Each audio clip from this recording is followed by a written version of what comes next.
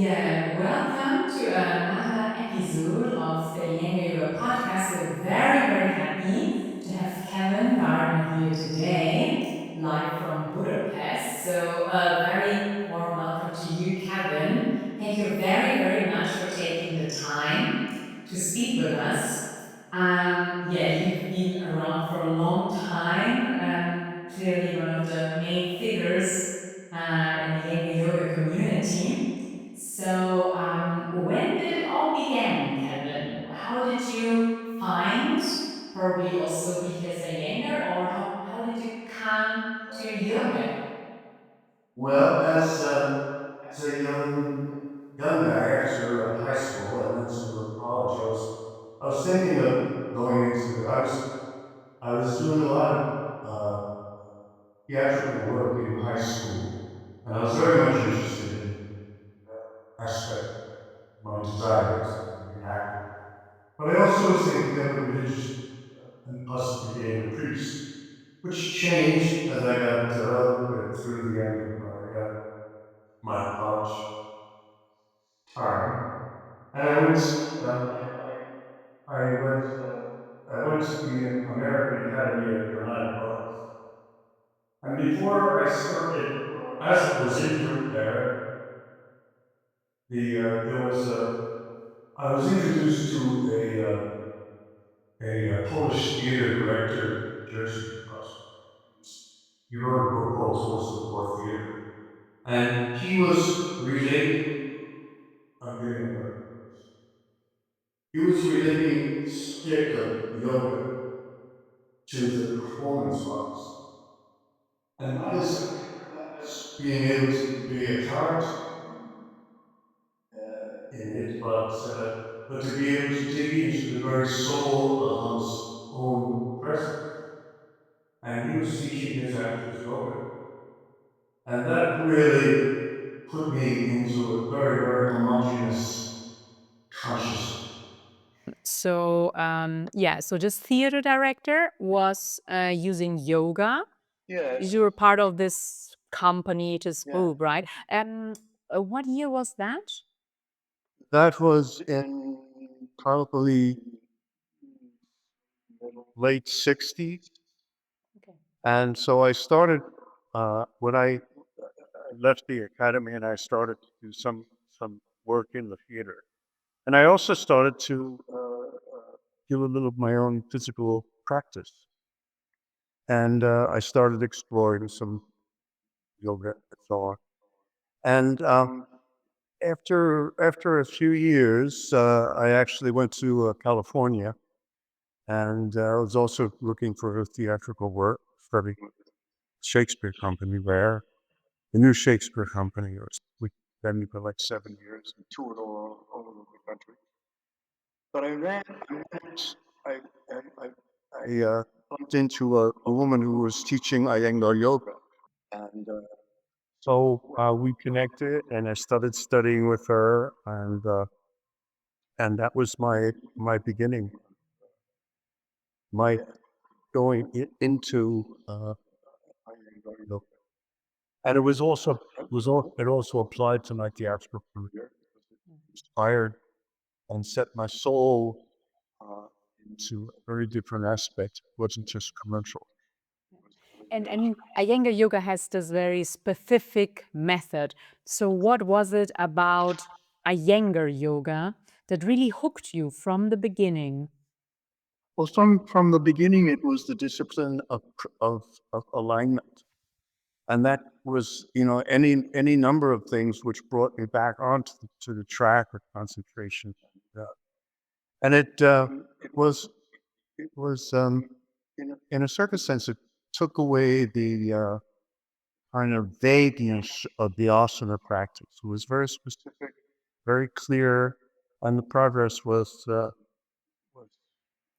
intelligent and helpful.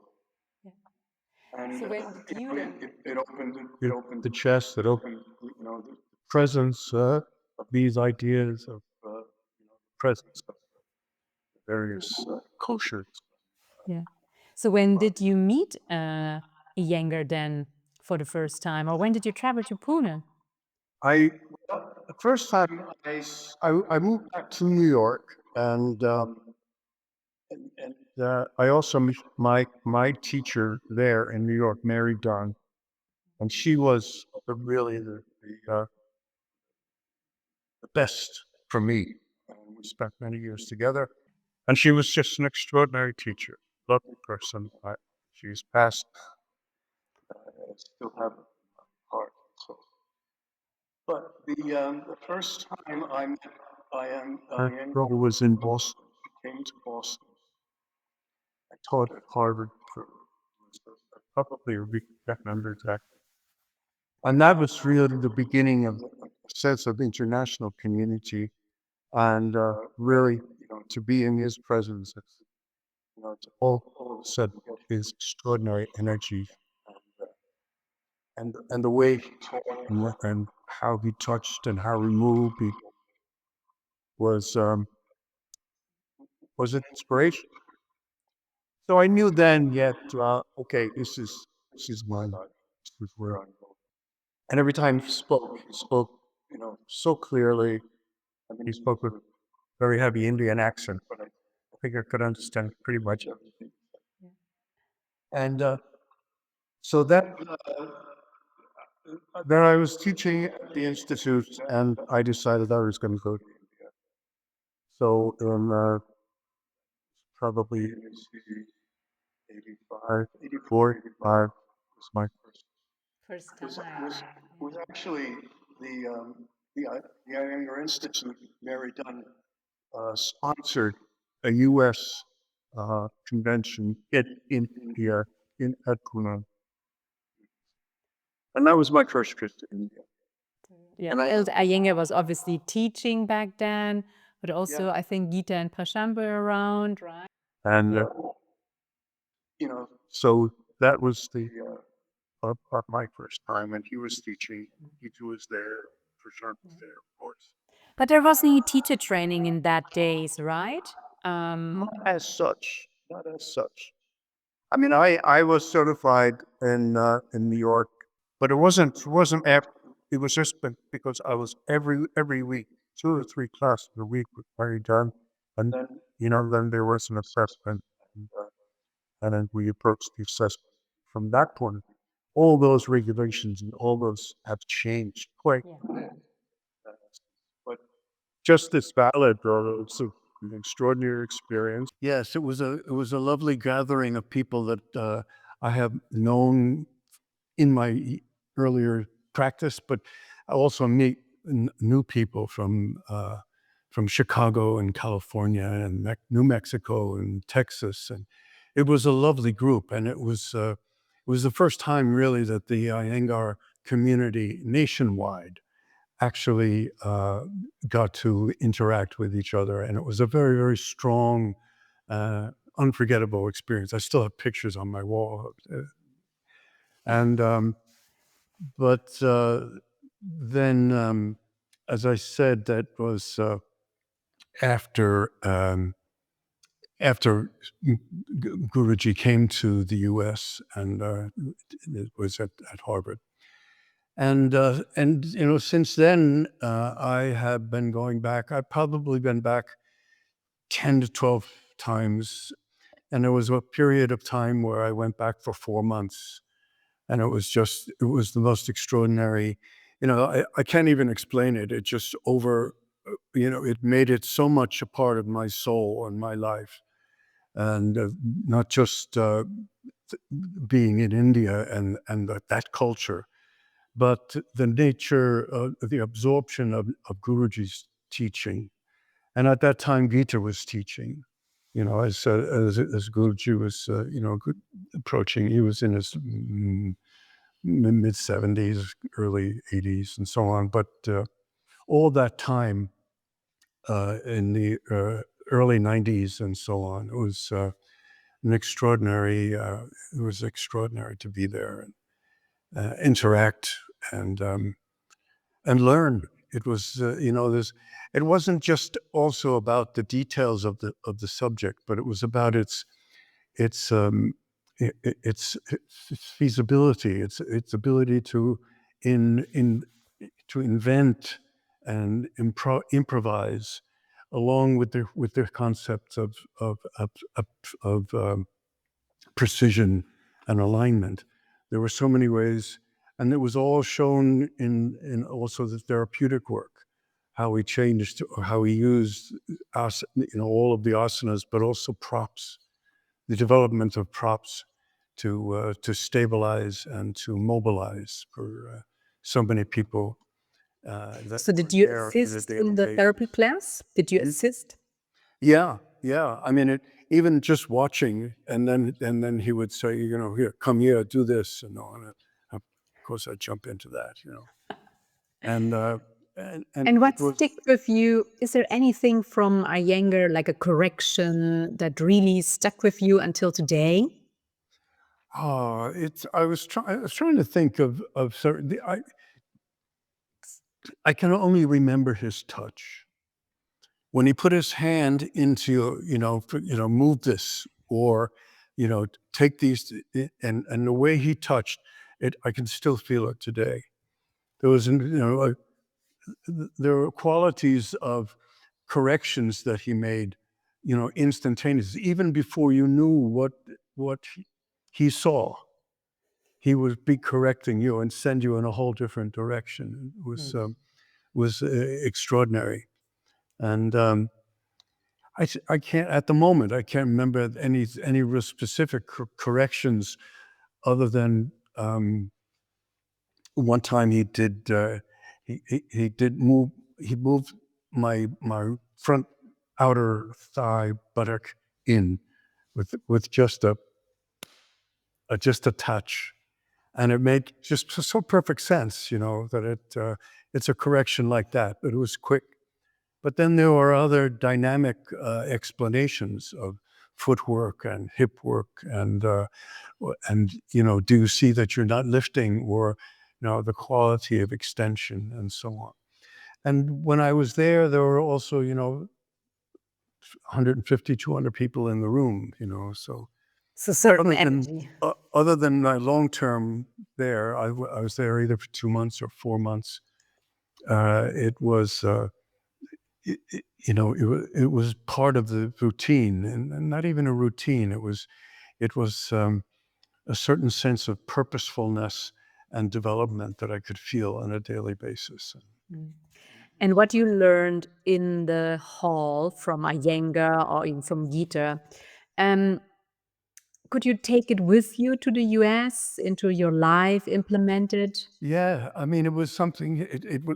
It was alive every day. I mean, it was not just a one-time thing. Things were repeated and emphasized in different ways, and so to build. But I took everything back with me, and mostly I took the spirit of practice.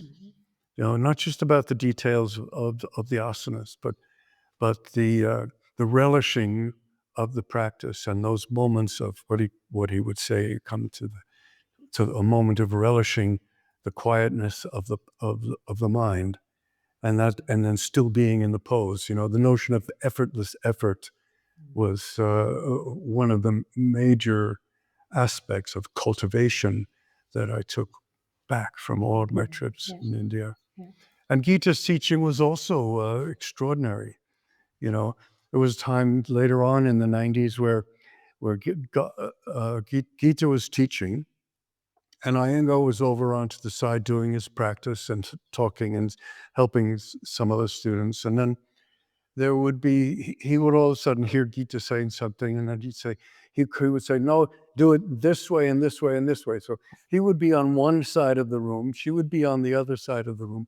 Both of them would be engaged in this opera of of uh, of it wasn't just correction. It was an amazing So in the end, it was a sensation. bit also theater, like opera, yeah, theater. Yeah. But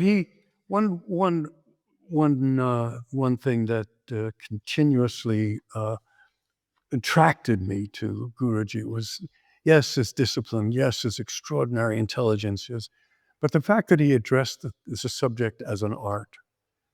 And as an art, to me, because I was an artist, I did lots of theater, and I was thinking of doing something more, but it didn't quite work out that way. But the sense is that as an art, there is a certain sense, not just of performance to be seen, but performance to look inside and perform and show, not hide, and and there's this quality of presentation.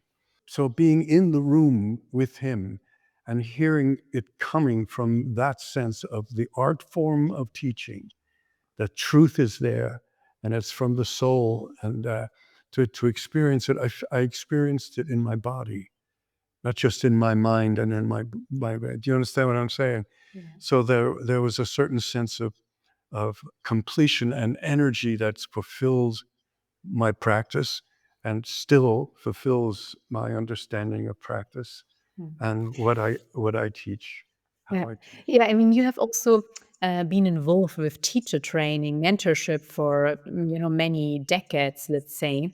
So how do you pass something on like this? Yeah, the love It's for the art. oftentimes it's when you have people in level 1 or level 2 who are just trying to work on the specifics of the pose and teach the pose correctly. I'm always trying to tell them, you gotta show it to me from your inner experience, not just from your head. Head, yeah. And and as an art and as a certain sense of, I would always tell people to stand up straight, because there's a lot of this, Yeah. you know, and because it cultivates the sense of telling the truth, and it cultivates the sense of, if you're exposed to that truth of the um, can't remember the name of it, but that sense of how your body is in a certain state of vibrational alertness, and that that's, I try to get that across to people who want to teach, not just stand up there and like arithmetic texts and Text, yeah, like a bad actor, huh? yeah. Text without life. Yeah. No, I Yeah. just had But to laugh because I also work for part me, of it's the. what a teacher needs to do is to communicate, Yeah. and it's communication beyond fact and beyond correction. It's a communication of, you want to be able to speak the truth of yourself to a student. That's the real teaching, and it supports correct knowledge. Because if you have that sense of yourself as a teacher, you have to have the right thing to teach. You have to be teaching the correct action. Otherwise, you become well, a criminal. I say, you know, the, you know, There it is. yeah, yeah. Anyway, so. Mm. So, and then also, I mean, now that we are in this levels, you mentioned the new levels. Um, so, so do you think that with this, first we have the, let's say, the alphabet, we need to know the technique, but then something more has to come, sensitivity, truthfulness. And so, what is your opinion about the new, or how do you work with these new levels now that you're teaching, mentoring? It's it's obviously a new system for me. Most of my life was in the old system, and that's why I'm saying that how to teach is, again, it's not just factual. There's everything is there because it's organized for the the right sense of process for the teachers to teach what they know, and then go learn more and teach more. But all in all, as I said, the real teaching is be able to see somebody for who they are and what they do, and then be able to teach them. I mean, you might have 50 people in a room, and you have to teach each one and find if there's something that needs to be done or needs to be. You have to be able to be personal to them in order to move them. You can't just say, do it this way, do it that way. I mean, you can say that, but you have to say it in such a way that affects them. You know, And they understand, right? Yeah, Or that it gets to them, yeah. right? Like, yeah. and that's an inherent deeper skill in and of an experienced teacher that It takes time, you think? exactly it takes time. Because on the new system, the gaps are rather smaller now, you know, like theoretically you could do level 3 after only 3 years of level 2, you know? Yeah. That's true. The whole sequence and all these poses that are in these different levels have all been reassembled in a certain sense, not completely, but you have to also be able to figure out, well, why is this level and what does this pose look like in the other level? So in order to create relevant sequences in your teaching, you have to be able to follow them back to where they began and what are the elements of construction that make this pose in level 3 understandable and doable in a proficient manner. Yeah. Know. Yeah. So, but it's again, as I'm getting into my older years, it's not something that I focus on as such. Erica's really good as a teacher trainer because she's got a very clear understanding of the delineations and but I continue to try to be that, but also to connect with people so that they can open up their their communication skills in a way that it's not just hiding behind what I know. It's being able to expose yourself to help somebody in their heart. Yeah. So a bit of like an actor's training, right? You also try in the end to show something from you, right? So we are back with Shakespeare. Yes, in a I certain think sense. there's even a Shakespeare quote in Light on Life. Any a quote I was stumbling across the other day and said, "Oh, that's interesting." That you mentioned this. Maybe it was not Shakespeare, maybe another writer. I have to look it up. Yeah, I mean, especially I think now in these times you were talking about before that it's online and there's less and less of this direct connection with the people, with your students. Less touch, also, like physical Obvious. correction Yeah, for many reasons. and even the teacher, you can't. What I find is really important is to be able to see somebody's skin, see their face, see what's happening in their eyes in terms of being receptive. It's very difficult to be that perceptive online. Yeah. And so the quality, as Erica was saying before, the quality of really being present in a teacher training situation is really old-fashioned, but it's authentic. That's the authentic stuff. Yeah. So I think there's that jeopardy of losing that quality, which is inherently essential of presence, of personal connection and touch, which transmits.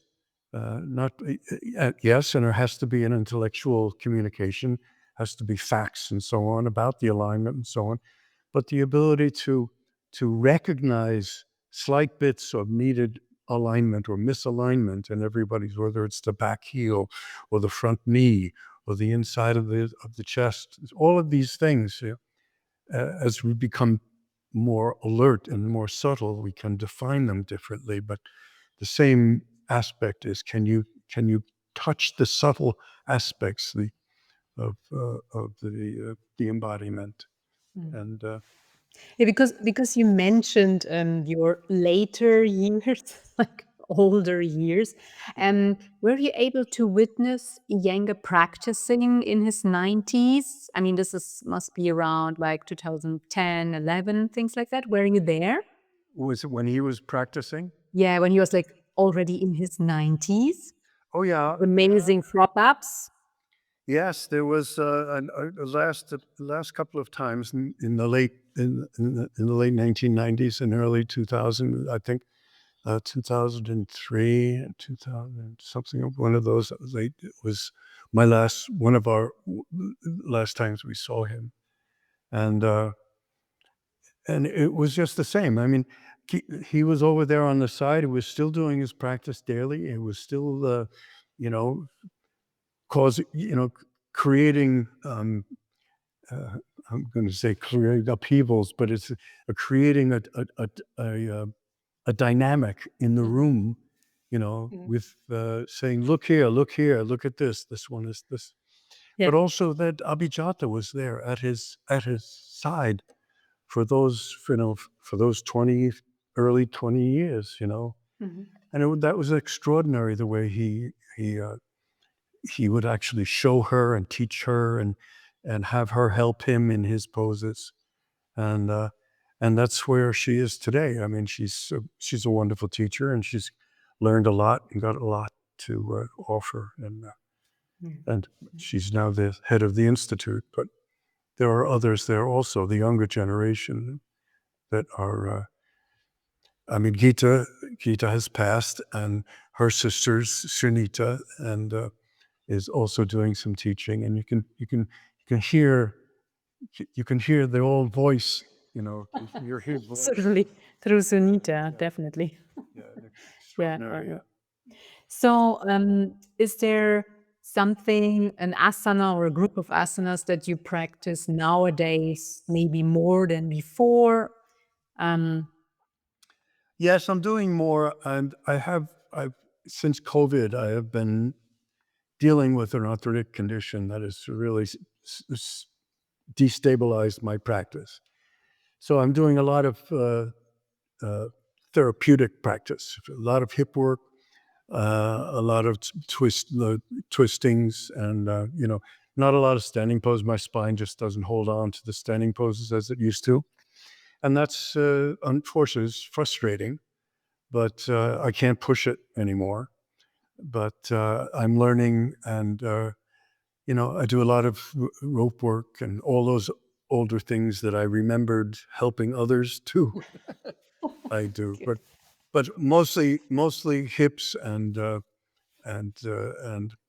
lying down prone work, and doing some inversions, supported inversions. And I have a neck issue now so you do a lot of rope work and horse practice on the Tressler, and any number of other things that will help. And it's an issue, and it ain't going away. So I have to.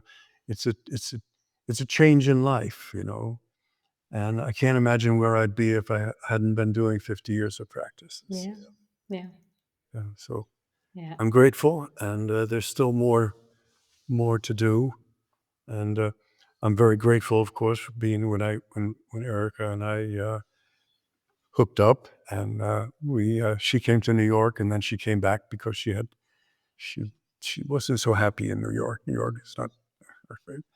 So, but when I moved here, I'm in a whole different world, a very different world, a very different language for sure. I mean, it's very. I still don't have the language. I can't teach in the language. I can barely, So order. you still teach in English, right? Your class. Yes, yeah.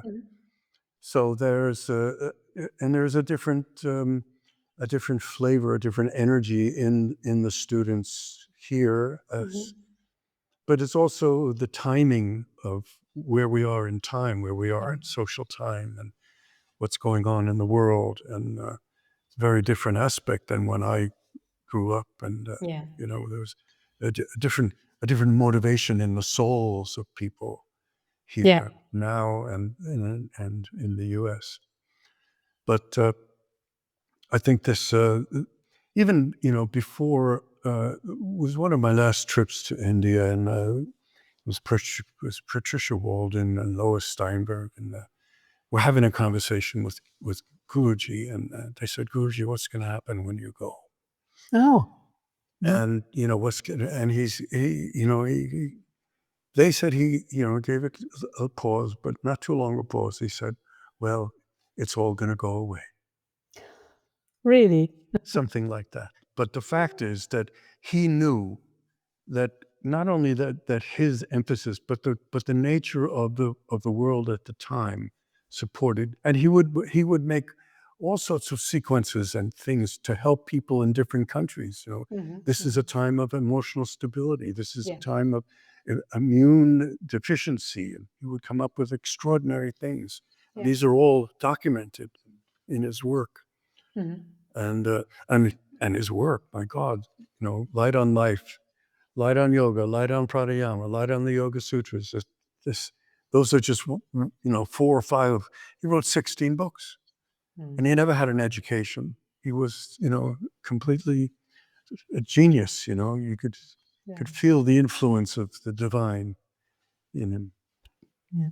But the notion that what he has done is for this world in the time of his life. But he was very, very, I don't know about certain, but he was, what he said was that it's all gonna change.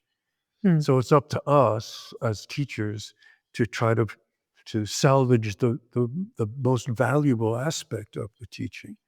Yes, it is the principles of alignment, principles of communication, and principles of the Yoga Sutras and the deeper aspects of meditation and things that he didn't necessarily teach, but he said you have to be there. But whether or not it comes out of exactly how he taught so many things and so many people, and so many people are holding on and developing his work. It's in the U.S. for sure, and in the European communities for sure. Also, yeah. So it's I mean, in a way, what he gave, yeah, it's actually made to develop and help for different situations. I mean, I'm sure you're aware, and you also mentioned it's the age of emotional stability right now.